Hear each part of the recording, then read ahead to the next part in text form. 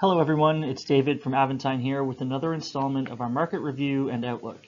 As a reminder, in these presentations we aim to cover what has taken place over the last quarter and spend some time framing our thoughts for the future. In this presentation, we're going to focus on the yield curve, as interest rates, or the cost of money, represent the single most important data point in finance. In addition, we will look ahead to where we see the economy going, including employment, wages, interest rates, inflation, and growth. Now, we named this presentation the safety trade, as there has been significant damage done to the traditional safe sectors and trades. Here, as usual, we begin with the year-to-date asset class performance. As we move from left to right on the graph, what should initially stand out is the dramatic outperformance of large capitalization stocks versus small cap stocks so far this year.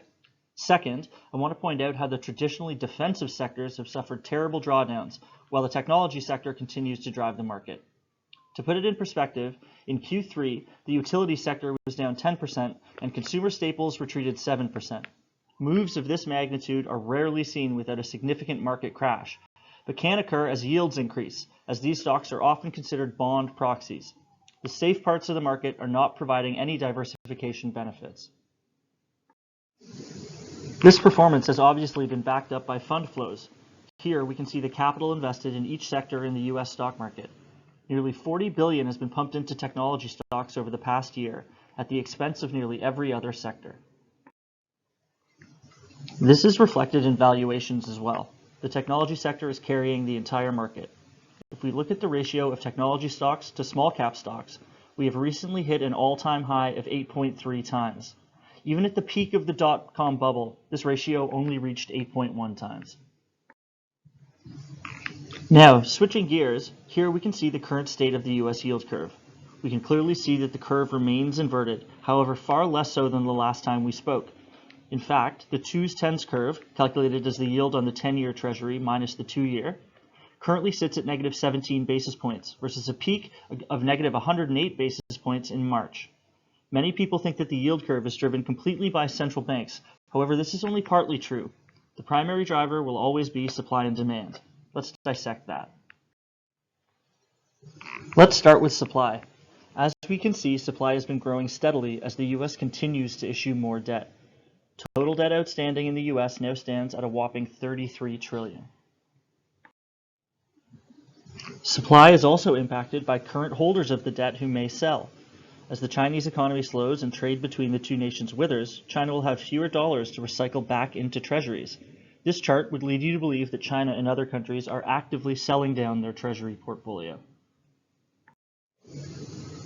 We would caution you from reading too heavily into analysis like this, however, as it ignores the valuation impact. Of the $217 billion reported decline in China's treasury holdings, almost 70% of this came from the valuation impact. In fact, when we aggregate the data overall, foreign buyers have been buying treasuries since 2021, albeit at a slower pace. Flipping to the demand side, one of the most important factors is volatility. That is because large institutional asset managers are limited in their ability to allocate capital towards any highly volatile asset. So far this year, bonds have been far more volatile than stocks. Another important factor in demand is the relative attractiveness of treasuries versus other government bonds. As this chart shows, treasuries are now more attractive than a basket of local currency emerging market bonds from a yield perspective. The differential would be even greater if we included the cost of currency hedging. There also remains the possibility of a large short covering rally, as hedge funds have never been this short treasuries at any point in history. Another reason for increased treasury demand comes down to simple bond math. With the US 10-year yielding 5%, the bond has a modified duration of 7.9, which essentially means that if interest rates increase by 1%, then the value of the bond decreases by approximately 8%. However, you still receive your coupon, so the loss over 1 year is approximately 3% total. If, however, the yield decreases to 3%, which we think is possible in 2024, then your 1-year total return is approximately 20%. So the risk-reward ratio is 1 to 6.6. Another reason to expect yields to come down is affordability. The government simply can't afford to keep rates this high for too much longer, especially considering that we are entering an election year. The US is now paying over $2 billion a day in interest payments. Finally, the Federal Reserve looks like it has done enough to slow the economy over the medium term. In fact, monetary policy is about as tight as it has ever been. These things need time to take effect. Some sectors feel the effect more immediately. Here we can see that in the U.S. housing market. U.S. mortgage applications have just hit a 30-year low. The problem is worse in Canada. 3 of Canada's largest banks are seeing approximately 20% of their outstanding mortgages in negative amortization. This means that mortgage payments aren't even covering the interest portion, and you end up owing more over time. Similarly, auto delinquencies are now at their highest level since the Great Financial Crisis. Moody's expects this number to continue to go up. We see a similar situation in corporate defaults, which are now at their highest level since 2009. This has been impacting corporate EPS, and we are witnessing that in the third quarter numbers. Management teams are becoming much more cautious about the future and are talking down guidance. Now, as we look ahead, we believe that the unemployment rate is bound to tick up. We can see that in California, unemployment has moved from 3.8% at its trough to 4.6% currently. We believe a similar move is underway in the U.S. as a whole. Wage growth is similarly slowing down. Year-over-year posted wage growth is running at a 3-month average of 4.3% as of September. It has now retracted more than 80% of its surge from its pre-pandemic pace. We expect rates to be higher for shorter. In previous cases, the Fed cut rates almost immediately following its last hike. In fact, the longest Fed pause in a soft landing lasted 7 months. Bottom line, higher for longer is incongruent with a soft landing. China remains a key point of interest for us. We believe that the pain trade is that China surprises to the upside. Beginning in 2022, consumer confidence in China took a huge plunge. Not even in 2001 or in 2008 came with lower consumer confidence than what we see now. In a recent investor survey, no one, and I mean 0%, expected the Chinese economy to recover. News headlines would lead you to believe that inflation is still running extremely hot. However, this is nearly entirely accounted for by the service sector. Core inflation is trending lower and should continue to do so, especially as the Fed funds rate is now comfortably above core PCE.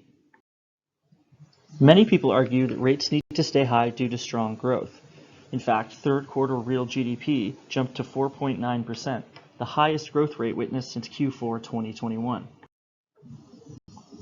Yet consumer spending accounted for more than half of that third quarter growth, which is now slowing. We believe that the strong performance in the service and consumer-related stocks is unsustainable and beginning to show cracks.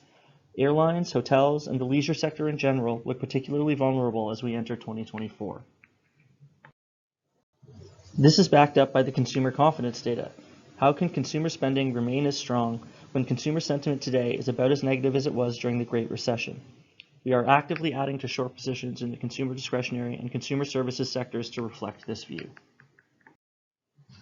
We are also heavily focusing on valuation as the dispersion within the market is huge. The Magnificent 7 stocks are trading at an average of 28 times earnings, while the rest of the market is trading at an average of 16 times. Finally, we are also focusing on dividend-paying equities. Non-dividend paying stocks have not outperformed dividend payers by such a margin since 1927. If we get any reversion here, the relative stock price moves could be dramatic. Now let's put it all together. The safety trade has been anything but, as bond yields have increased, thereby causing a rout in traditionally defensive sectors and assets. In terms of performance, the entire market is being held up by the technology sector. While many in the market think that yields are entirely driven by central banks, they are predominantly a function of supply and demand, and from this perspective, we believe that the natural path of interest rates is lower in 2024.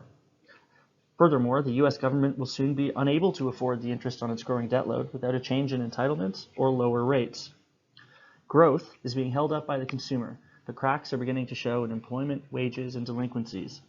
We believe that rates will be higher for shorter, as the longest Fed pause in history causing a soft landing has been 7 months. As a result, we are increasing our exposure to defensive equities, dividend-paying stocks, small caps, and government bonds, the cheapest sections of the market. Expectations in emerging markets, and especially China, are extremely negative, and any positive surprise here could boost risk sentiment. Other than technology stocks, the market is not overly expensive. I want to thank you very much for listening to the presentation, and please don't hesitate to reach out if you have any questions, comments, or concerns. Thanks again.